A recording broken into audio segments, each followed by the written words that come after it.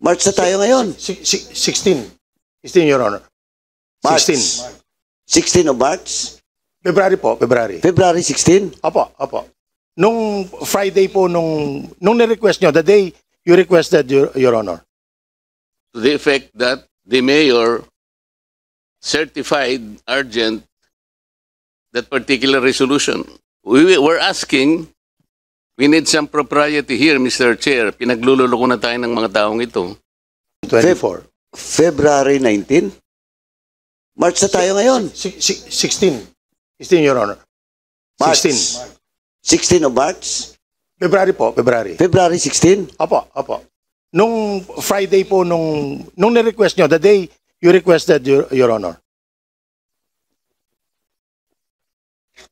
And it was, kasi ganito. it was duly- The last hearing was February 14. And you are claiming now that you have submitted February 16. yes, because that was the request of the... So do you have a received copy from my office or Ye- from COMSIC office? Yes, it was Saan duly, po? it was duly acknowledged, Your Honor. Pakipa, ano nga? But anyway, Your Honor, I am bringing the hard copy, which I can submit. Please approach the COMSEC. Thank you, Your Honor. COMSEC, pakuha mo nga yung dokumento.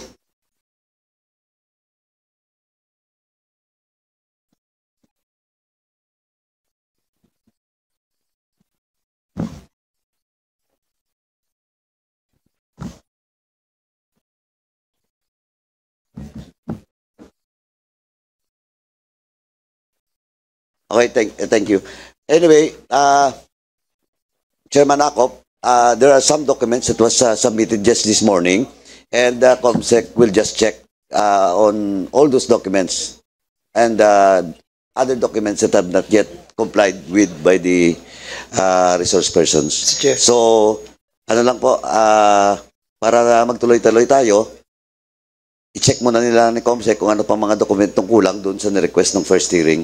Yes, It's not only the documents, Mr. Chair, that we were asking, also the invitation that we asked for, like the SKK Steel Corporation, the Una Grande Tierra Development, and the invitation for all those officers that that need to be answerable to all the questions that we were asking. So, nandito po ba lahat yung mga, like for example, UKK Steel and the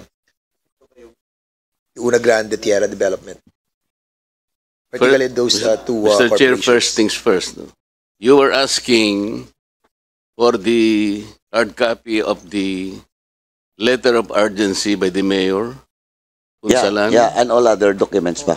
Marami po. That should cover the resolution, subject matter of this case. Yes. And somebody supplied us the hard copy, which was handed to us. And this is not the letter, Mr. Chair. This is a certification to the effect that the mayor certified urgent that particular resolution.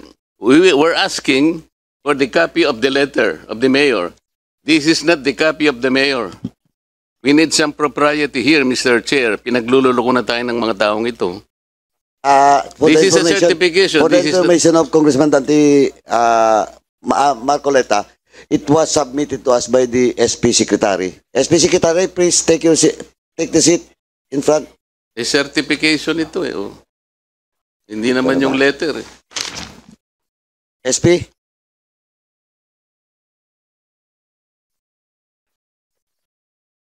Eh,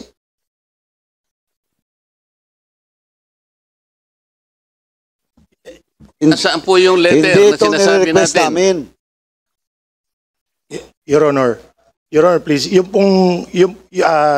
pong file ko, as I said during the first meeting, Your Honor, I have to verify in my office whether there is a certification of urgency available on file, Your Honor.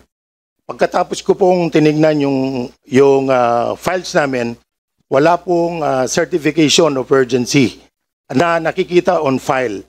But since it is approved, certified urgent by the members, Your Honor, now I am certifying based on the I just want to cut you. What we are asking is the document, SP Secretary.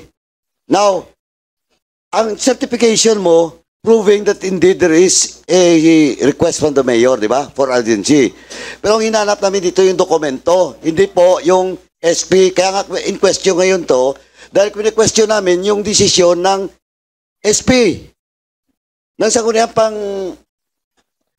pangbayan. Ngayon you're telling us, what we need is the document. Now, if you don't have the document, indeed, hindi totoo po. Nagpadalang mayor.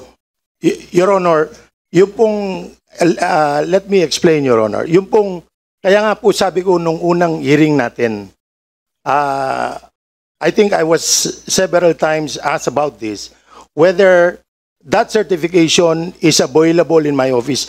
During the time, I'm not very sure, Your Honor. Now, I am telling the Honorable Committee, Your Honor, after a diligent effort to find the document, I cannot find one, Your Honor. Maybe because it was not filed in my office or it was given directly to the Vice Mayor or the presiding officer during that time. That is, but I am certifying since it is in the minutes of the meeting that it was approved, certified urgent, Your Honor. Mr. Chairman, the right protocol. Okay.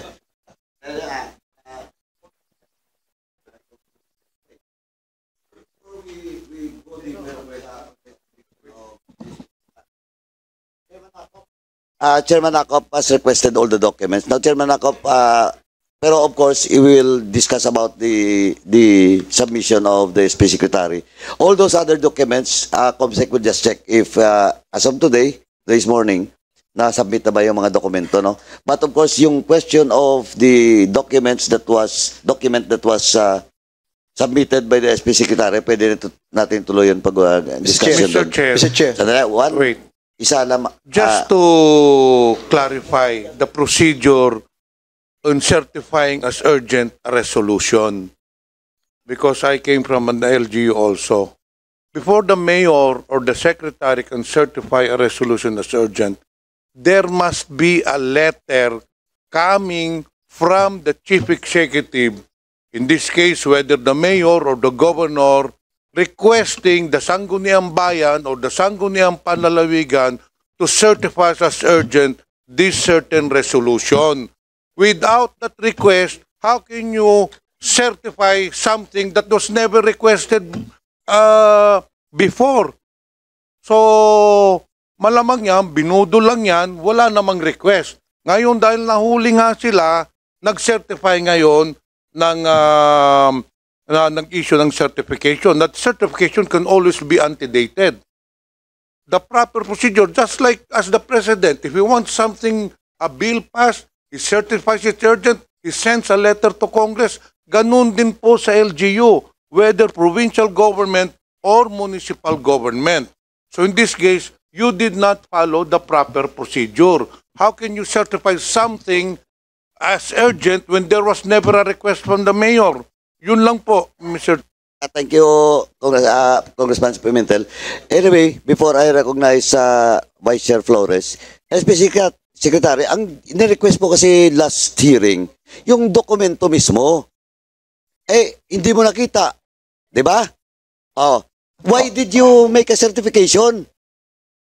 Ang hinahanap dito sa committee, sandali. Please, wait to be recognized before you speak. Ang hinahanap dito last hearing is the document itself. Yung request, certified urgent. Yun ang hinahanap. Now, sabi mo kanina, hindi mo nakita. Then why did you certify?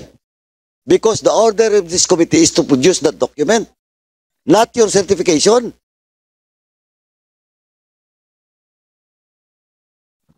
Ano? Yeah, answer, Your Honor. Of course, please Apo. proceed. Yung pong ang SB Secretary po, kung ano lang po yung file sa office ko, I will take care of that document as an official record of the council. Yung pong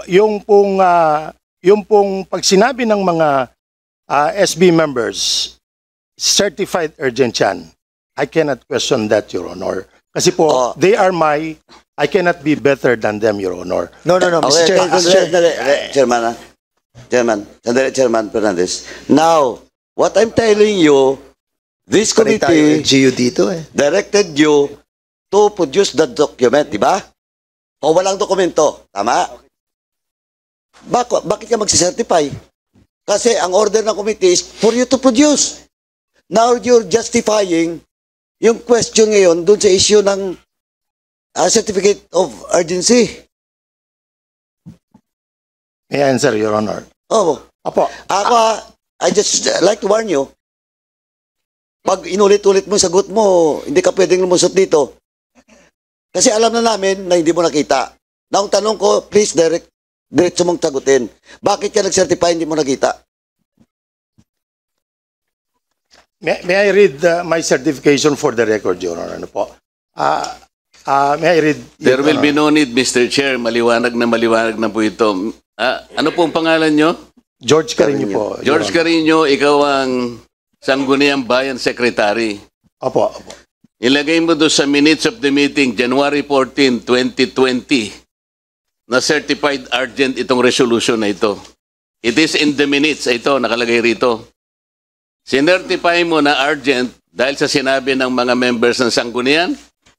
Yes, sir. Ganun ba ang patakaran ninyo ngayon? Pag sinabi nilang urgent without even looking at the certification or letter of urgency by the mayor, gagawin mo na certified urgent? Based po dun po, opo, kapag sinabi po nila. Kasi Pag sinabi ng Sanggunian mo nang hindi mo nakikita yung sulat ng mayor, isa-certify mo? based po dun sa minutes na sinabi. Hindi, ang tanong ni ni Dante ang Marcoleta, tinatanong ko sa'yo, walang letter, sinabi na ng sanggunian,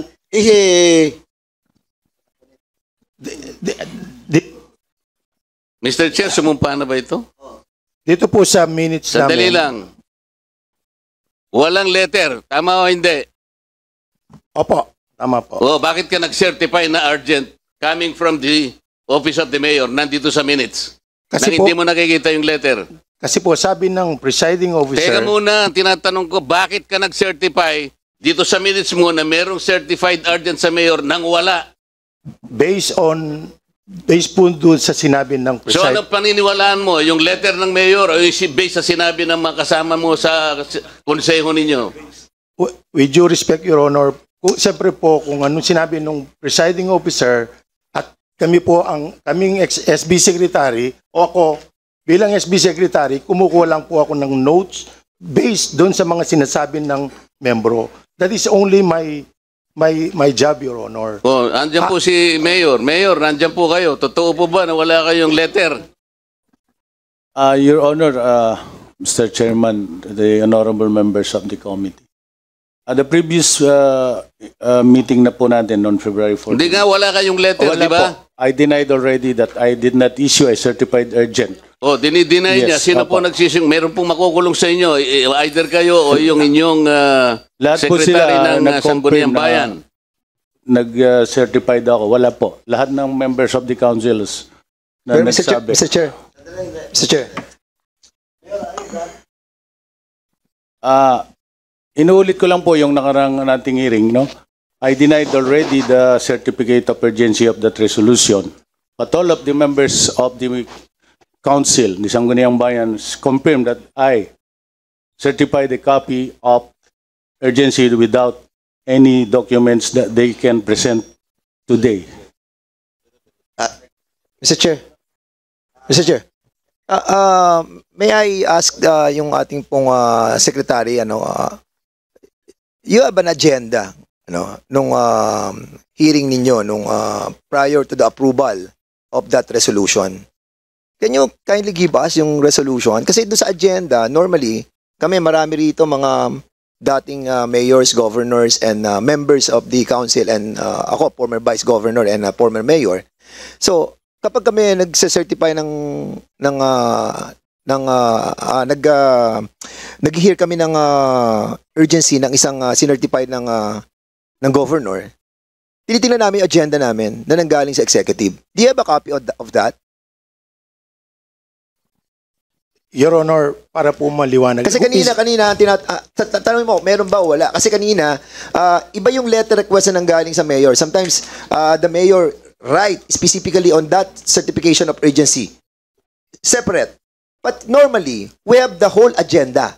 doon sa whole agenda, meron ba nakita ka na isang letter request or something that request from executive pertaining to that resolution? Wala po, Your Honor. Wala ka nakita? Wala po. So in other words, talagang walang galing kay Mayor Punsalan. Tapos wala rin sa agenda ninyo. So ang tanong talaga, hindi kayo makakapag-topic ng isang issue without a letter coming from the mayor or the executive department. On that case, talagang it's either you're lying or talagang walang dokumento na dumating sa inyo. Mayor Punsalan, may tanong ako sa iyo. Kasi dinideny mo that you have issued yung certificate of urgency. Opo. Last hearing, nadinig ko na rin yan. Opo. Dineny mo. Opo. So kung walang certificate of urgency, yung resolution na yon, Opo. why did you sign the check purchasing that property? Kung alam mong wala kang certification of urgency, bakit binili nyo nung, I think, kailan nyo in-issue yung check nung purchase ng property? Your Honor, February 12. Kung February 12, yes, Mr. Chairman. Mayor, please don't answer unless I recognize you. Sige po, sige po. And address your answer to the chairman. Now, just to clarify, Chairman Fernandez, the issue at hand is the property of Mangaron, not the 45 million that was bought by the municipality of San Simon. So, ang issue hinggil dun sa certificate of urgency by the mayor, allegedly by the mayor, is pertinent to the Mangaron property. I forgot. Of Mangaron Because, property. Yeah. I'm sorry Please, for that, please, Mr. proceed. Chairman. Okay. So, in other words, wala kang in-issue na certificate of urgency. Pwede na po ako sumagot, Your Honor. Sige, go ahead. Wala po. Wala po akong inisyu na certificate of urgency. Doon po sa mga Ron property po, no? Doon po yung sa Greenland. Ito po yung pinag-uusapan natin. Tama po ba, Your Honor? Mr. Chairman? Ito yung kay Mang Ganon, no? Medyo na-confuse ako because there's a lot of Kaya cases that nagulat have been po kanina. filed in here. So, Mr. Chair, I will be yielding back to you muna for the meantime. Paki-off lang po, Mayor, yung microphone mo. Now, before I recognize the original one that question that certificate, I'd like to Chairman Akop, si ano muna, si Ma'am Jimmy. Ma'am, please proceed. Yes, Mr. Chair, the SB Secretary said that he certified only because he was told by the Sangguniang. Who in the Sangguniang told him? It was the temporary presiding officer, Your Honor. Si Honorable Keko Almario, Your Honor. It's in the... at yun po ay nakareflect sa minutes namin, Your Honor. Nandito ba siya? SP Secretary, SP member, nandito ba? Almario? Yes, Mayor. Wala po siya, Your Honor. May sakit po siya. Naka-wheelchair na lang po. Na-stroke po. He was the one that was invited, but because of his medical condition, he was excused in the first hearing. Yes po. Anyway, yun ma'am. Actually, dito. He'll already be slightly recovered, at least enough to come here. COMSEC is directed to follow up the invitation for SP Secretary, SP member Almario. Mr. Chair, can I proceed with my interpellation? Chairman, sandali. Ma'am, are you done? Last na lang, Chairman Akop, because you are the one who raised that question. Please proceed. Then I will recognize na Congressman Pimentel. Please proceed. Thank you, Mr. Chair. Mr. Carino, kung natatan mo, ako po yung nagtanong tungkol dyan eh. Di ba? Because ang premise ko nun, yung Sangguniang Bayan Secretary, siya ang gumagawa ng agenda for the Sanggunian. Di ba tama? At lahat ng Your Honor. dokumento supporting your agenda dapat nakasubmit sa iyo. Sumagot ka rin ng oo noon eh, kasi nandito sa akin yung minutes eh. Nandito ngayong mga katanungan ng bawat kasamahan ko noon eh. Opo, Your Honor. Di po ba? Opo. So, naandun sa agenda yung draft ordinance number 20-005 kung ako'y hindi nagkakamali. Di ba? Yun ang pinag-uusapan natin noon eh. Opo, Your Honor. Yes. Kaya po nasa calendar of business po nun. That is why I also requested na bigyan yung committee ng kopya ng draft ordinance number 20-005 at saka yung certification or letter of the mayor certifying this draft resolution as urgent. Yun ang ni-require ko nung last meeting eh. Opo, Your Honor. Di ba? Opo. At sinabi mo, gusto mong makasiguro, gusto mong ikuan yung iyong mga dokumento. Kasi Opo, ayaw Your mong sumagot ng diretsyo noon eh. Di ba? Regarding the letter of urgency submitted by the mayor. Opo, Your Honor. I remember saying, let me check the record Yes. para po sigurado lang po ako sa sagot ko. Now, after a diligent effort to find one, wala po akong makita, kaya nag-certify na lang po ako based on the minutes and the calendar of business during that session po. Pero yung certification na yan, ginawa mo na lang after the hearing? Yes, Your Honor. Yes. Pero noong meeting ng Sanggunian discussing draft ordinance number 20-005, nakalagay po doon na merong certified urgent under the office of the mayor, di ba? Ayon po sa sinabi ng presiding officer. Wala pa siyang sinasabi noong una. Kailan niya sinabi na certified urgent yun? Is it before the hearing sa iyo or after during the hearing or after the hearing? Bago po mag-session, sinabi sa akin na certified urgent yan, and even during the session, deliberation and approval of that particular ordinance. Kung ako magtatanong doon uli, bakit mo pinayagan na certified urgent? Wala ka namang ikinalendar mo, wala ka naman nababasa na letter of urgency? Sir, to be frank, Your Honor, kung dahil mga bosses po natin yan, ako po isang SB secretary lang. I cannot assert my right. Where is that document?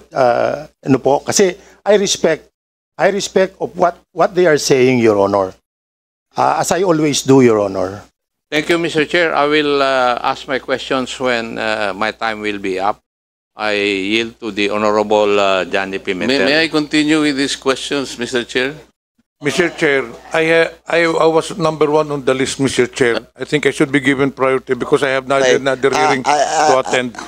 Before we proceed, let me acknowledge the presence of Deputy Majority Leader Janet Ilgarin, 1st District, Iloilo City, Province. Sige po, Kong Johnny. Then Yes. after your interpellation, gusto ko lang balikan yung issue din yun. Ay bibigay ko kay I'll just be brief, Mr. Chair. Marcoleta. Please proceed. Mr. Chair, there are several issues in this inquiry. Number 1, illegal land conversion. Number 2, anomaly in bridge project. Number 3, misuse of public funds. Number 4, collection of illegal fees. Number 5, unjustified construction stoppage of NGCP. Now, during the last hearing, many of the questions were directed with regards to the subject matter of illegal land conversion. I would like to focus my questions on the two issues, which is in the bridge project in the misuse of public funds. Now, in 2019, Mr. Chair, a project to construct a bridge in the amount of 27 million pesos was awarded to Ping An Construction and Trading by the former mayor, Leonora Wong. Now, however, in 2019, when Mayor Punsalan took over, this contract allegedly was cancelled. This is the subject matter that I would like to be enlightened. Andito po ba, Mr. Chair, yung representative ng Ping An Construction and Trading? Comsec. Mr. Chair, we invited Ping Ang. It was received, but I think they did not send any representative today. How about Engineer Benigno Bonos? Andito po ba si we Engineer also Bonos? invited President, Mr. Bonus. Ano po ba ang posisyon ninyo, Engineer Bonos? Kasi with regard to the subject matter, ang mga inimbitan na resource person, Engineer Bonos, Mr. Yabot, Mr. Malonzo, Mr. Santos, Ms. De Leon, Mr. Naldi Lobo, Mr. Ruel Maniaco, Ms. Jacqueline Alfaro, and Mr. Alain Lee. Ngayon, bakit po kayo naimbitahan? Ano ba ang partisipasyon ninyo dito sa itong kontrata ng tulay? I'm Engineer Benigno Bonos, the back chairman of LGU San Simon. Ang participation po namin dito is to shed light on the issue of the bridge. Okay, Actually, tama, correct. Mabuti dito ka. I would like to direct my questions to you. Kailan ho ba nabidding itong first contract? Gagawin natin kasi dalawang contract ito eh. Kinancel yung una, tapos inaward sa Viking. Yung sa first contract, kailan ho ba ito nabidding? actually the first posting for on PhilJeps is February 14, 2019, and the bidding date is March 4, 2019. But during the date of March 4, nobody participated, though everybody dropped their bid. So we, through our minutes of the meeting, we consider it as a failure of bidding. Okay, after the failure to bidding, ano hong ginawa ninyo? Actually, after that, we post again for in the PhilJeps on July 11, 2019, and the bidding date is August 27, 2019. So the contractor participated in the bidding. They dropped their bid form. So upon evaluation, we have the winner with the winning bidder, which is Viking Construction and Trading. Hindi, sandali. Ang nakalagay dito, Ping-An na Construction and Trading. Actually- Yung original contractor. Actually, Your Honor, we did not receive any company profile, nor the Ping-An did not participate during the first bidding, where that's why we consider it as a failure of bidding. So nobody participated. So even the Ping-An, who is the allegedly contractor, did not participate during the bidding.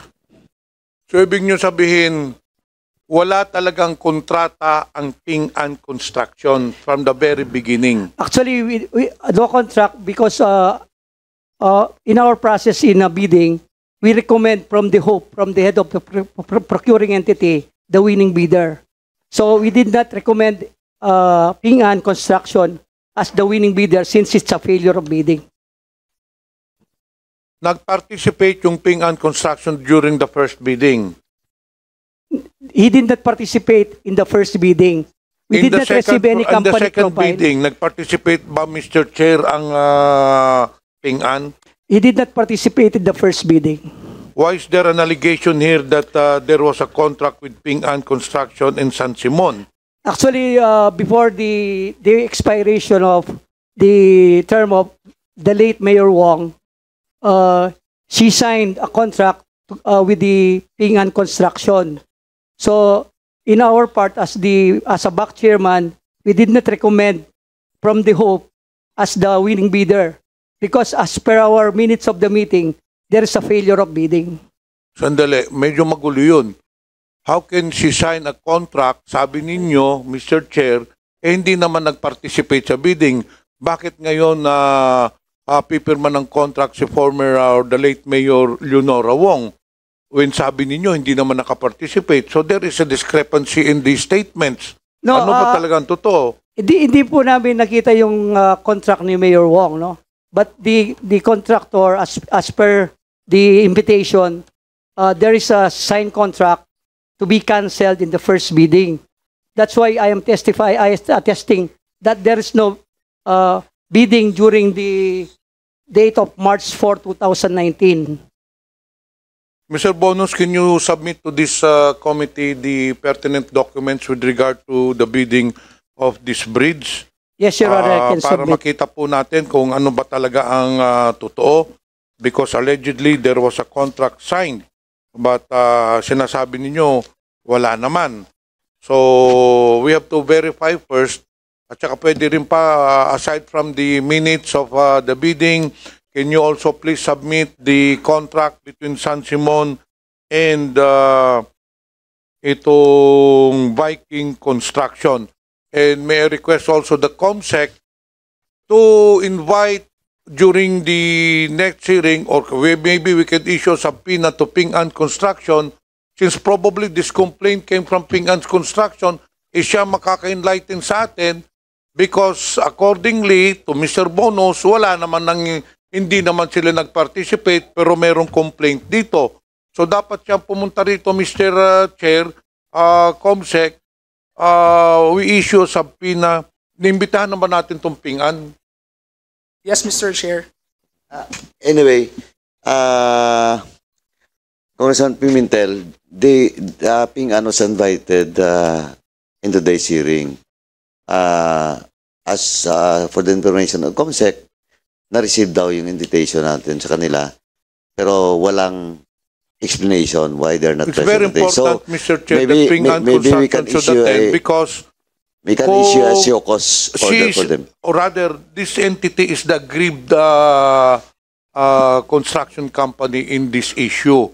So, kung wala silang interest, i-drop na natin ito. Because, according to Mr. Bonus, they never participated. That is why I focus on this subject matter. There are 5 issues para kung wala nang interest sila rito, di-drop na natin to. Let us focus on the other issues. I don't know who is telling the truth, whether Ping An Construction or Mr. Bonus, the back chairman. Because as per the records, there is no participation of Ping An Construction with regards to the bidding of the bridge project. However, in the inquiry, in the request of Representative Ordanes, this is part of the issues concerned. Ngayon, ang tanong ko, itutuloy pa ba natin ito? Hindi na. Kasi wala naman dito yung interested party. Anyway, Congressman Pimentel, just to give justice to that issue, sir, ilan ba kayo sa back the time? Actually, we are 5 members of the Pakisabit lang back. po yung list na names ng mga members ng back para may patawag na rin po natin para on the next hearing, tapusin na natin to. Your Okay? Honor, the members of the back are already retired, and the other one, the one who... Just, my order is just for you to submit. Yes, Okay, Honor. Mr. Yes, Chair, Honor. I agree with you. Please Just submit all the pertinent documents, the minutes of the bidding, the invitation, the field jeps, including the awarding of the contract itself, so that we could see whether ano ba talaga ang totoo nito. Now let me go, since Ping An Construction is not here, and she is the more interested party. Now let me go to the next issue. Before we proceed, kasi dalawang entity ditong interested party, the Viking and the Ping An. So they were invited, they were not present today. So we'll just, Congressman Adjong.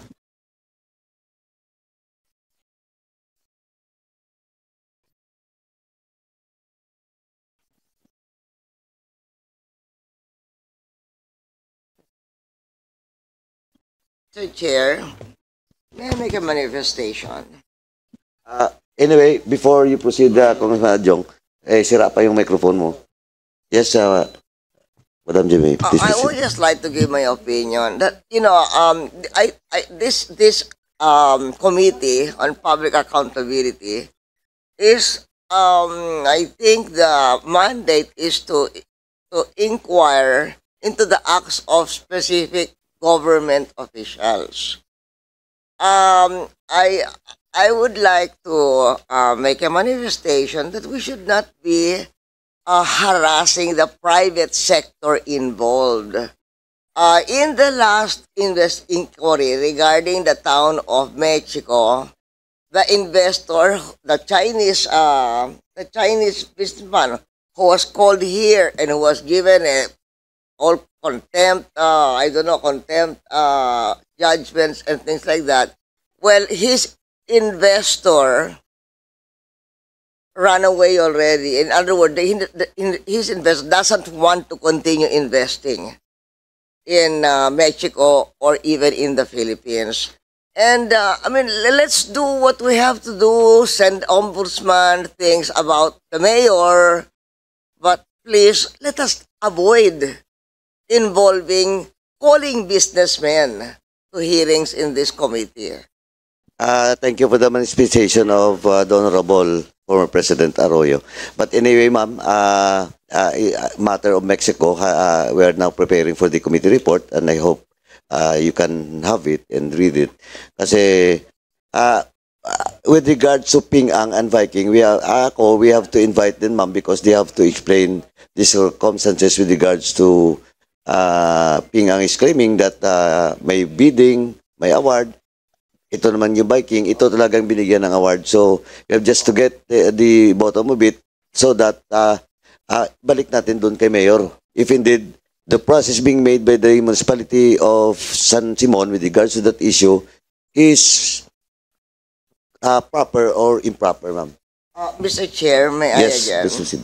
We're talking here about a contract signed by Mayor Wong, isn't it? She's dead. So what is the purpose of this particular issue? I find merit in the recommendation of Congressman Pintel that if Ping, who was the complainant, I understand, did not come and is not interested, who is the prospective accused anyway that we will send the documents of the ombudsman for? A mayor who has died already.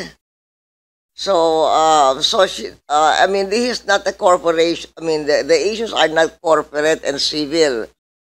The issues are that will be sent to the ombudsman are criminal because it's supposed to be corruption. And the issue dies with the prospective accused. The mayor is dead. So, if Congressman Pimentel will make a motion to drop this particular issue, I would second the motion on the ground that the mayor who signed the call is dead. Yeah, but Mr. Chair, the issue here is that allegedly the first contract, which I believe is non-existent according to Mr. Bonus, there was another contract. So we are just trying to establish whether the mayor violated some provisions in Republic Act 9184. Yun lang po. We are not running after, Mr. Chair, the late mayor, but rather on Mayor Punsalan. If indeed there was a first contract and it was cancelled, and there was another contract that was awarded to Viking, then there is a possible corruption that's made or an anomaly. That is what we're trying to establish here. Now, in this case, Mr. Chair, at the moment, as I've said, the interested party is not present. However, I have already requested for the documents to be submitted so we could study further the matter. So during the next hearing, if we have already submitted, pag-aaralan po natin. Now, let me go to the last issue that I would like to focus on. Just to clarify your position, Honorable Pimentel. Mr. Chair. So, sandali po. So, we don't need to invite all those invited resource persons? We have to. Also, Comsec. Kasi ito, as per the inquiry, tignan nyo, anomaly in breach where the original contract was not cancelled, leading to a new contractor being awarded the project. Yeah. It's not been settled. Chairman, Congressman Pimentel, I'm just asking you because the manifestation being made by the Honorable GMA is related to your statement kanina po. So now, it's Mr. very Chair, clear can that we have to decide on invite. that during the next hearing? Yeah, we will Pag decide. hindi pa sila nag-attend, i-drop na but we have natin. to invite them on the next hearing. Ma'am, pag hindi pa sila nag-attend, let's drop the So, case. Comsec So wala is naman silang directed to interest na invite once again the Ping Ang Construction and the other members of the back. And Comsec is directed to get all the names and addresses of those back members. 4 back members. Last question, Mr. Please, Chair. Yes. please proceed. Mr. Chair, quick interjection in relation to the question of complemental. I just need to also request for a clarification. I'm confused with the statement. Are you okay? Yes. Just quick interjection. Are you okay? Yes, of course. Please proceed. Yeah. Just a Earlier, few minutes, Yeah, just one question, Mr. Chair. Earlier, what I heard from Engineer Bonos is that there was a request for cancellation of a contract. No, there was... Kaya nga ito nga ang dapat ma-enlighten tayo dito. As per the House resolution, there is an allegation that there was a contract that was signed by the late Mayor Wong, and it was cancelled allegedly by Mayor Punsalan. Pero ngayon, as per testimony ni Mr. Bonos, wala naman na kontrang pinirmahan si Mayor. Yun nga ang problema ni Mayor Wong. So, which is really the truth. That is why we need the documents para makita natin the entirety of this issue so we could decide whether we will proceed or not with this issue. Yeah, Mr. Chair. Natin, I heard Mr. Bonos said the request for cancellation. Did you say that? You never said that. I did not say it cancellation. There is no contract. How Anyway, can you cancel something that was never there in the first anyway, place? Adim L. Garin, are you done? It's okay with you? Yeah, Mr. Chair. Dali. Yes. Okay ka na? Okay na. Yes, sir.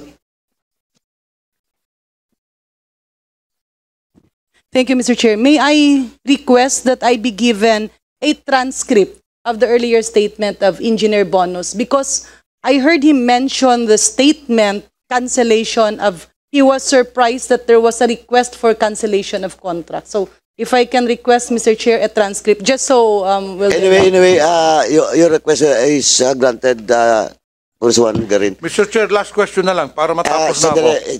Congressman Pimentel.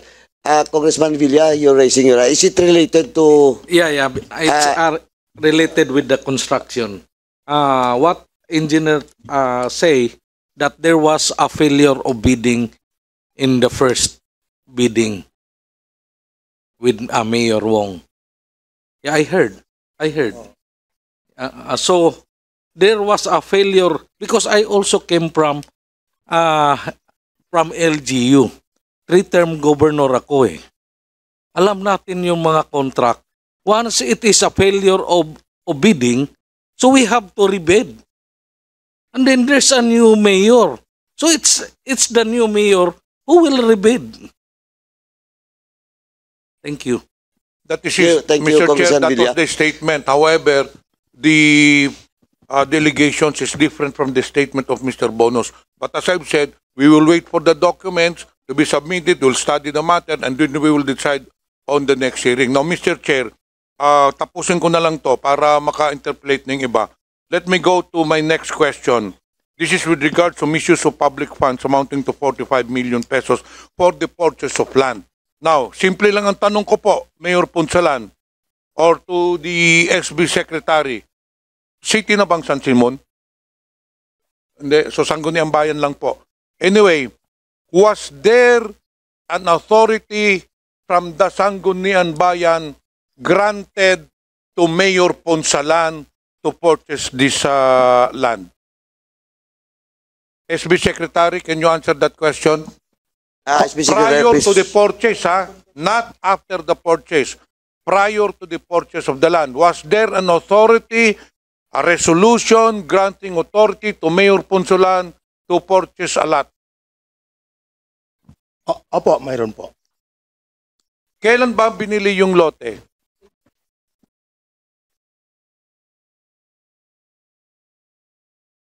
SB Secretary. Mayor Punsalan, do you want to answer? Yes, Mr. Chairman. The purchase of land was made during February 14. Kailan po lumabas February 14. yung... kailan, Mr. Chair, lumabas yung authority? Bigay mo kasi. The authority of the Sangguniang Bayan was issued on February 4, 2020, Your Honor.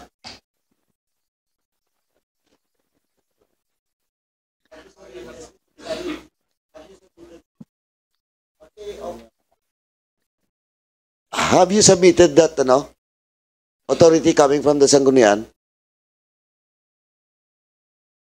Nasabit mo na ba? Yes or no lang? Okay, Mr. Chair, The COMSEC will check. let me proceed. The allegation is that the purchase of the lot, there was not a valid contract. May I know if there was indeed a contract that was signed by the mayor in the seller? SB Secretary? Meron bang kontrata? Hindi ko po, I'm not the right person to Okay, answer that. so Mayor Punsalan, Mr. Chair. Yes, Your Honor, Mr. Chairman, meron po. Meron kami pong deed of sale. Okay. Deed of absolute When sale. you purchased the lot, Mr. Chair, was there a title before the purchase of the lot? O binili na lang yung lote tsaka nyo ginawa ng titulo?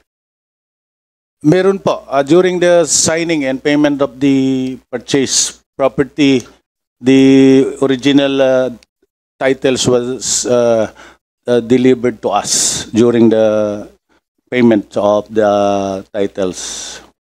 And Mr. Chair, this is not related to the purchase of lot anymore. This is related to another hearing in the public accounts. Meron po bang Sunflare a company or a corporation of in the name of Sunflare that is operating in San Simon? Anybody from the municipality of Mexico? Assessors, please proceed. Good morning po. Meron po, Mr. Chair.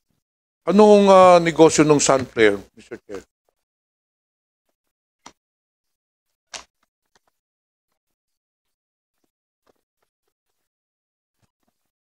I think all refinery po siya. Sorry, paki-ano lang po. Lapit-lapit mo lang po yung mo sa microphone.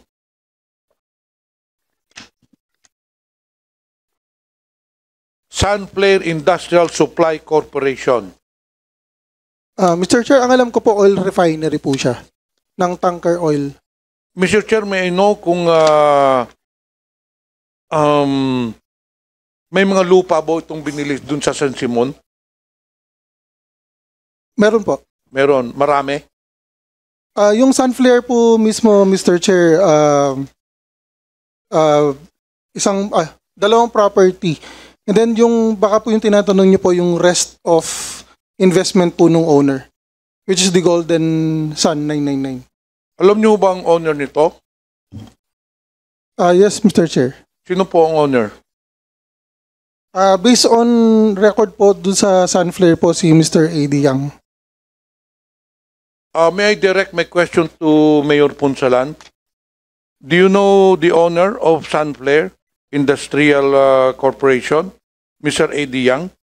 Opo, na-meet ko po siya minsan. Well, I'm just raising this issue, pero there are so many interpellators, maybe on the second round or during the next hearing. Alam niyo ba na itong si Mr. A.D. Yang na-involve ito doon sa more than 6 billion pesos na shabu doon sa where his name came up, doon sa Mexico. And that is why we are asking this, because accordingly, this Mr. Yang has bought so many hundreds of hectares in Pampanga. Ngayon, hindi natin alam kung Pilipino ito or Chinese. We have no record of him sa immigration kung nakalabas na ng bansa. But then, it seems that this Mr. Yang is really a Chinese citizen. Fictitious yung birth certificate niya. And of course, under our constitution, a foreigner cannot own land. But anyway, that will be in another hearing, Mr. Chair. So I end my interpellation, Mr. Chair. Thank you. Thank you, Chair, Congressman Pimentel. Assessors, yun lang ang sinabit nyo kasi only those four. Ang sinasabi namin, ang order sa inyo, are you present during the last hearing? Yes, Mr. Chair. And ang issue kasi, doon sa San Simon with regards to 45 million and yung reclassification, we have to check if indeed it goes through the process. Kasi ang daming requirements. Well, in fact, I have now in my possession with regards to the DAR certification. Na wala po, reclassification. Mr. Chair, ang sinabit ko po yung mga properties that are already reassessed from agricultural to industrial. So which includes po yung Golden Sun po. Sinama ko po siya. Hindi, pero 4 lang yung nandito. Sinabit ko po lahat, Mr. Chair. Pati po yung hard copies po. And Mga yung ilan? emailed, 5 rims po siya, isang box. Anyway, we will just check on it. That Yes, was the Mr. query of Congressman Chairman Marcoleta, Chairman Acop. Now, if the good Congressman Pimentel is done, balikan ko lang po yung question with regards to certificate of urgency by Mayor Ponsalan. Congressman Marcoleta, you're now recognized. Then after that, Thank you, Mr. Chair. Chairman Fernandez. Then, yung iba pang members. Proceed. Questions for Mr. George Carino, Mr. Chair. Nasaan po kayo, Mr. Carino? Kayo po yung Sangguniang Bayan Secretary. Opo, Your Honor. Dito po sa calendar of business ninyo, dated January 14, 2020, sinabi nyo rito, kaya in-include po ninyo itong resolution nito because certified urgent under the office of the mayor. Opo, Your Tama? Honor. Opo, Your Honor. So kanina sinasabi mo wala namang certified urgent letter ang mayor. Bakit mo nilagay sa calendar of business on January 14, 2020? Yung pong certification itself wala po sa office ko. Kaya nga, bakit mo nilagay nga na certified urgent from the office of the mayor? Wala naman pala. So this is misleading. Yun po ang banggit ng presiding officer during that time. Bakit hindi mo sinabi certified urgent per advice of the presiding officer? Your Honor, please. Hindi nga, parang sigurado ka. Yung pala yung pinangangatawanan mo eh. Opo. Bakit hindi mo nilagay certified urgent per advice of the presiding officer?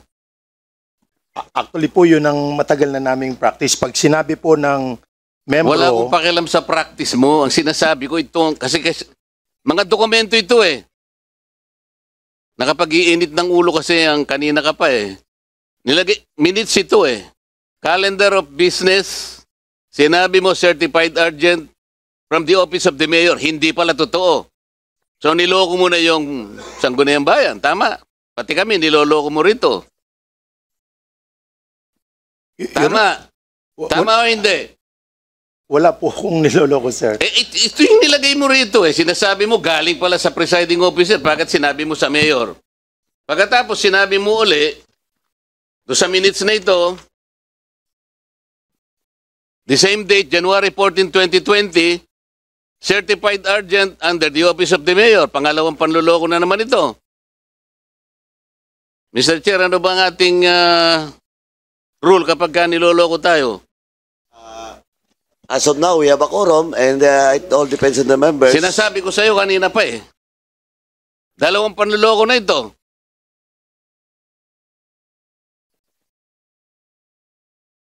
Sagot. Anong gusto mo sabihin? Ayon po dito sa certification, Your Honor, please. Hindi nga. Okay, sa agenda mo, sabi mo, certified urgent from the mayor. Hindi totoo, galing pala sa presiding officer. Pagkatapos sa minutes of the meeting, certified urgent from the office of the mayor, hindi rin totoo. Pagkatapos nagbigay ka ngayon ng certification, pangatlo. Ito ngayon lang, binigay mo sa amin. Certified urgent coming from the office of the mayor. Pangatlo na to, Mr. Chair. Anong gagawin natin sa taong ito? Gusto ko sana kitang tanungin pero ayaw ko nang maniwala sa iyo eh. May I answer, Your Honor? Please. Oh. Opo. Ang banggit po sa akin ng presiding officer during that time, certified urgent yan under the office of the mayor. Kaya nga kino-cover mo si mayor eh. Tingnan mo. Under the office of the mayor po ang sinasabi Kaya nga, ko. kinocover mo siya. Ito, January 14, gumawa na kayo ng ordinance. Isipin mo, Mr. Chair, in agenda ng January 14, kinover ng minutes ng January 14, January 14 pa rin ang ordinance. Sa isang araw, kaya nga merong urgency. Pero wala kang nakitang urgency sa office ng mayor. Sinasabi mo, did you advise the mayor when you prepared the agenda that your presiding officer inform you that it's certified urgent from the mayor? Did you call the mayor that it was certified urgent? Your Honor, please, ako po yung SB Secretary lang po. Tinatanong nga kita kung ano lang po ang sasabihin ng mga bosses natin, hindi ko po may tatanong sa kanila kung nasaan yung in respect to them, Your Honor. Sila po, yung pong Hindi Vice ko Mayor, sinasabi ang respeto dito. Mamaya na yung respeto. Ang sinasabi ko, tinawagan mo man lang si Mayor, tinext mo si Mayor, Mayor, totoo po bang certified urgent ito? Sinabi mo ba? hindi po, Your Honor, naniniwala lang po ako doon sa banggit ng presiding officer during that time. Yun lang po ang natural po, hindi ko naman po tatanungin. Wala po, it's outside the authority of the SB Secretary to disagree with the Vice Mayor or any member of the Council whether totoo po ang presentation nila So sa you akin. follow your bosses blindly? Honestly, kung ano po ang No. Do you follow your bosses blindly? Out of respect, yes, Your Honor. Out of respect? Opo. Kasi po, hindi ko So makukwestiyon. pwede kang magbulag-bulagan dahil sa pagrespeto mo sa kanila? I stand on the... Kaya nga. So pwede kang makulong, di ba? Sapagkat pinagsinungalingan mo kami 3 beses.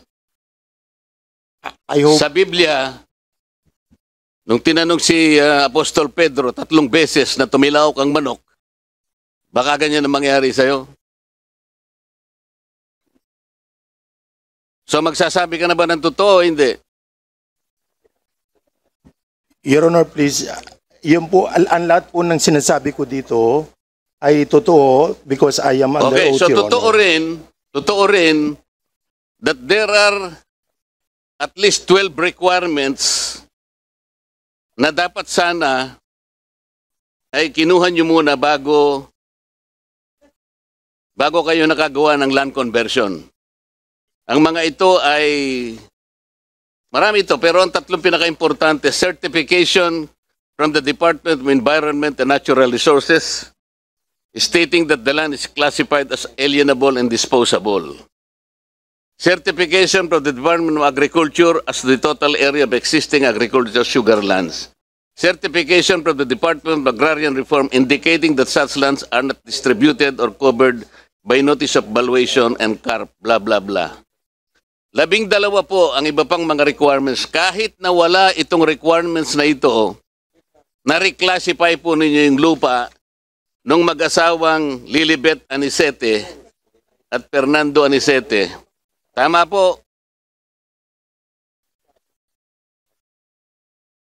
As per record, Your Honor, tama po, based on the So minutes sa mga tweet, kahit wala pong requirements, ganun po kabilis sa loob ng isang araw lamang, sa kabila ng pagtatanggi mo na walang letter of urgency.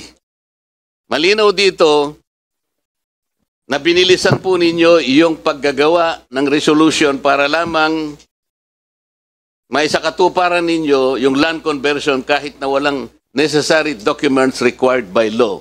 Tama po. Sir, yung Tama po. Opo. Ayun, Mr. Chair, tingnan mo itong mga...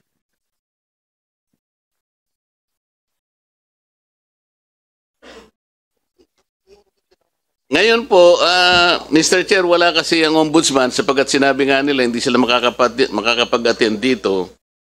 Pero ang original charge po kasi kay Mayor, gross neglect of duty at saka grave misconduct under Section 3E, Republic Act 3019, Anti-Graft and Corrupt Practices po ito. Ngayon, gusto ko po sanang itanong, with all due respect sa ombudsman, bakit po nung mapatawan po siya ng 6-month suspension